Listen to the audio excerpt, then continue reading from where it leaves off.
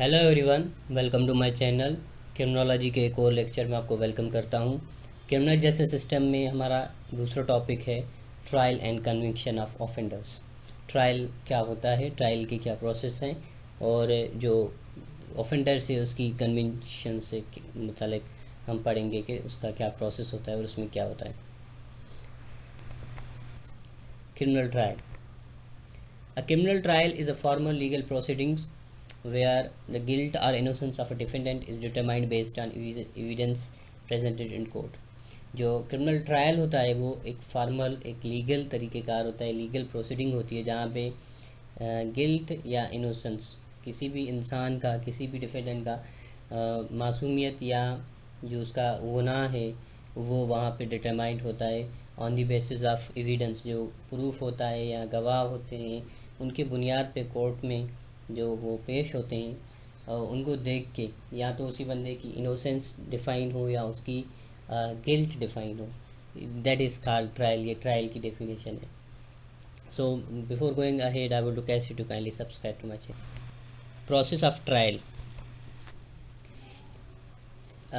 Trial के दौरान जो पहली स्टेज होती है जिसको एरेगमेंट बोलते हैं हम, उसमें ये होता है कि कोई जो डिफेंडेंट है उसको एक फॉर्मल तरीके से नोटिफाई किया जाता है। एक नोटिस होता है जिसके थ्रू उसको जो चार्जेस हैं या जो भी चीज़ें हैं उसको दी जाती हैं। गिल्टी, नॉट गिल्टी और नो कंटेस्ट, ये चीज़ें तो नहीं, बट उसमें ये चीज़ होती है कि दैट आपके ये खिलाफ ही कंप्लेन है, on the basis of this हम आपको ये गिरफ़्तार करते हैं। उस ये मतलब पहली स्टेज हो जाती है जहाँ पे आप वो लीगल डॉक्यूमेंट वगैरह जो चार्जेस होती हैं उसका आप उसको देते हैं। फिर प्री ट्रायल प्रोसीडिंग्स क्या क्या हैं। एक तो ट्रायल होता है, लेकिन उससे पहले क्या होता है कि डिस्कवरी होती है। पहली stage exchange of evidence between the prosecution and defence. जो एविडेंसेस हैं जो प्रोसिक्यूशन के पास भी हैं, डिफेंस के पास भी हैं, मुद्दई और जो स्टेट का जो है, स्टेट की तरफ से जो है वकला, उनके दरमियान जो एविडेंसेस हैं उनकी एक्सचेंज होती है। Motions, legal arguments made by both sides regarding admissibility of evidences, procedural issues. फिर जो लीगल आर्ग्यूमेंट्स है वो दोनों तरफ की, दोनों साइड से शुरू हो जाते हैं। फिर एविडेंसेस जो हैं उनकी एडमिसिबिलिटी देखी जाती है कि वो यहाँ पे एक्सेप्टेबल हैं नहीं हैं, उनकी क्या लीगल फॉर्मेलिटीज़ हैं या उसकी क्या लीगल हैसियत है, उन सब चीज़ों को देखा जाता है। Plea bargaining, negotiation between prosecution and defence for a plea agreement. मतलब उसके दौरान एक दूसरी ये बहस होती है प्रोसिक्यूशन और डिफेंस के दौरान के कोई निगोशिएशंस वगैरह हो जिसमें आप कोई एग्रीमेंट वगैरह या इस तरह से कोई चीज़ों को वहाँ पे ही सॉर्ट आउट आप कर लें। Jury selection, if applicable, the process of selecting jurors who will hear the case and decide on guilt or innocence। अब ये कहीं जगह पे होता है कि ये पर्टिकुलर जूरी करे या कोई सिंगल जज सुने। सो इट इज़ ये एक देखा जाता है कि किस नौयत का केस है, इस नौयत में जूरी की सिलेक्ट हो सकती है या द चीफ जज इज़ गोइंग टू डिसाइड कि किस तरह की टीम होगी। So depend on the nature of the case ये होता है। Opening statements, prosecution and defence present their opening arguments outlining what they intend to prove. अब जब जैसे केस शुरू होता है, ट्रायल शुरू होता है, तो उसमें पहले एक ओपनिंग स्टेटमेंट होती है, मतलब जिसको आप टॉपिक सेंटेंस बोल दें नॉर्मल इंग्लिश में, लेकिन law in criminology you call it open statement, जिसमें प्रोसिक्यूशन और डिफेंस दोनों एक आर्ग्यूमेंट पेश करते हैं। फिर उससे पता चलता है कि वो क्या प्रूफ करना चाहते हैं। जैसे सपोज़ कोई चोरी के केस में गया है तो जो प्रोसिक्यूशन होगा वो अपनी पॉइंट रखेगा, जो डिफेंस होगा वो अपनी पॉइंट रखेगा। फिर आगे उन पर जो बहस वगैरह होगी या जो प्रूफ्स वगैरह होंगे वो उसी स्टेटमेंट को साबित करने की कोशिश करेंगे। Presentation of evidences, witness testimony, witnesses are called to testify about what they know or saw related to the case. फिर सेकंड क्या होता है कि आपकी जो एविडेंसेस है आप वो पेश करते हैं। आपकी आर्ग्यूमेंट्स हो गए, आपने बोला कि इस बंदे ने क्राइम नहीं किया है, इस सामने वाले ने बोला कि आपने किसी बंदे ने क्राइम किया है। सो फिर उसके बाद जो होता है भाई इसकी एविडेंसेस, उसमें कोई बंदा है तो उसको बुलाया जाता है, उसे पूछा जाता है तुम्हें क्या पता है या तुमने क्या देखा। Exhibits physical evidence such as documents, photographs, objects related to the case. फिर ये चीज़ें भी पेश की जाती हैं, केस के रिलेटेड जितनी भी सारी चीज़ें होती हैं।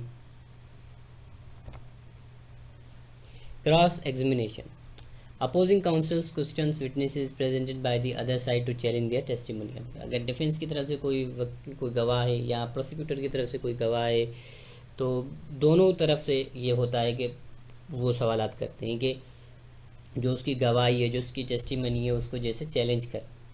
ये बिल्कुल एक इस तरह से ये तरीक़ेकार होता है कि ठीक है, आपने जो एक बंदा है जो गवाही दे रहा है अगेंस्ट ऑफेंडर या उसके सपोर्ट में दे रहा है, तो जो अपोजिट पार्टी होगी वो डेफिनेटली दे वुड आस्क कि जो आपकी टेस्टिमनी है उससे रिलेटेड वो सवाल पूछेंगे। Closing arguments. Prosecution and defense summarize their cases and attempt to pursue the jury if applicable or judge of their position.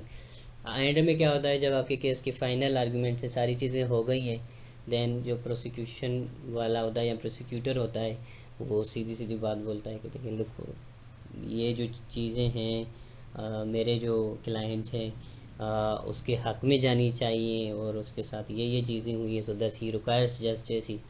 और जो डिफेंस होता है वो अपनी बातों को क्लोज करता है। इस तरह से आप कह सकते हैं कि जैसे ओपनिंग सेंटेंस जो था वो टॉपिक सेंटेंस है, तो क्लोजिंग जो आर्ग्यूमेंट है दैट इज़ के कंक्लूडिंग सेंटेंस, वो कंक्लूजन होता है कि देखें on the basis of these arguments इस बंदे को छोड़ दिया जाए, या जो अपोजिट पार्टी है वो कहती है कि on the basis of these evidences इसको सज़ा होनी चाहिए। But it's all about the जज, वो डिसाइड करता है इन सारी चीज़ों को देख के। बट ट्रायल का process in criminal justice system यही होता है।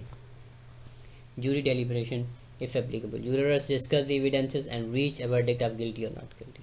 ये भी जो होती है, फिर अगर जूरी है तो वो अपने आपस में बातें वगैरह करके ये डिसाइड करते हैं उन सब चीज़ों को, फिर ये फाइनली वर्डिक्ट देते हैं गिल्टी है या नहीं है।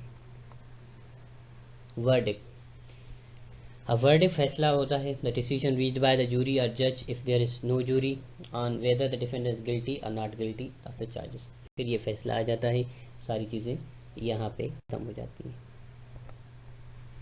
सो जब ट्रायल का ये पूरा प्रोसेस हो जाता है, ट्रायल का नॉर्मली जो भी हो, इनोसेंट हो या गिल्टी हो, ट्रायल में यही होता है, जिसमें आप पहले उस बंदे को लीगल डॉक्यूमेंट देते हैं, फिर प्री ट्रायल में वो उधर आ जाता है जिसमें उसकी इंटरोगेशन वगैरह या सारा प्रोसेस हो जाता है। फिर डिफेंस और प्रोसिक्यूटर के दरमियान जितनी भी बातचीत होती है, देन एक फ़ैसला आ जाता है। वो हक में भी हो सकता है, अगेंस्ट में भी हो सकता है। लेकिन उसके बाद अगर उसके अगेंस्ट आया है तो कन्विक्शन ऑफ ऑफेंडर सब हम देखेंगे कि जो ऑफेंडर्स है उसको किस तरह से सज़ा हो सकती है, क्या हो सकता है। Conviction occurs when a defendant is found guilty of committing a crime. वो जो डिफेंडेंट है, जो खुद को डिफेंड कर रहा था, अगर वो गिल्टी फाउंड हुआ है तो वो कन्विक्ट होगा, कन्विक्शन अगेंस्ट उसकी होगी, सज़ा होगी, either through a trial verdict, plea of guilty और a plea of no contest. वो किसी भी थ्रू हो जाएगी, या तो ट्रायल पूरा होगा उसके दरमियान फैसला आ गया एंड में, या प्ले ऑफ गिल्टी, या पहले ही उसने इतराफ़ होना का कर लिया, या प्ले ऑफ नो कंटेस्ट वगैरह। इन चीज़ों के थ्रू अगर उसके अगेंस्ट में चीज़ें गई तो that means he is a offender और उसके अगेंस्ट कन्विक्शन। प्रोसेस इसका होता है, पहली बात जो ट्रायल का वर्डिक्ट है, if the defendant is found guilty by a jury और जज after trial they are convicting of the crime. जो एंड पॉइंट हमने पढ़ा, जब ट्रायल का एंड पॉइंट होता है, जो फैसला होता है, अगर उस फैसले में ये बात आती है कि ये बंदा जो है ऑफेंडर है, तो दैट मीन्स वो ऑफेंडर हो गया। Plea agreement, if the defendant agrees to plead guilty और no contest is a part of plea bargain they are convicted based on their plea. वो जो अगर खुद ही एतराफ़ कर देता है तो उनको उस चीज़ को देख के यही फैसला आ जाता है क्योंकि ये बंदा जो है वो ऑफेंडर है। पहला तो ये था कि हम कैसे डिसाइड करेंगे कि ये बंदा ऑफेंडर है, तो हम देखते हैं जो वर्डिक्ट आ गया, अच्छा वर्डिक्ट ने उसको गिल्टी डिक्लेयर कर लिया, he is offender. Plea agreement के थ्रू हो गया, he is offender. Sentencing, after conviction the court imposes a sentence, सज़ा देती है, विच कुड इंक्लूड इनकार्सिरेशन, जेल हो सकती है, फाइन्स, कोई पेनल्टी लग सकती है, प्रोबेशन, प्रोबेशन में जा सकता है, जैसे माइनर्स होते हैं, जुनाइल्स होते हैं, कम्युनिटी सर्विस, ये भी जुनाइल्स वगैरह उसमें होते हैं, और other penalties depending on the severity of the crime and other factors. या और भी कोई हो सकती है पेनल्टी वगैरह, वो क्राइम को देखा जाता है, उसकी सिवियरिटी को देखा जाता है, किस नोयत का क्राइम है और किस तरह का उसका इम्पेक्ट या रेमिफिकेशंस हैं।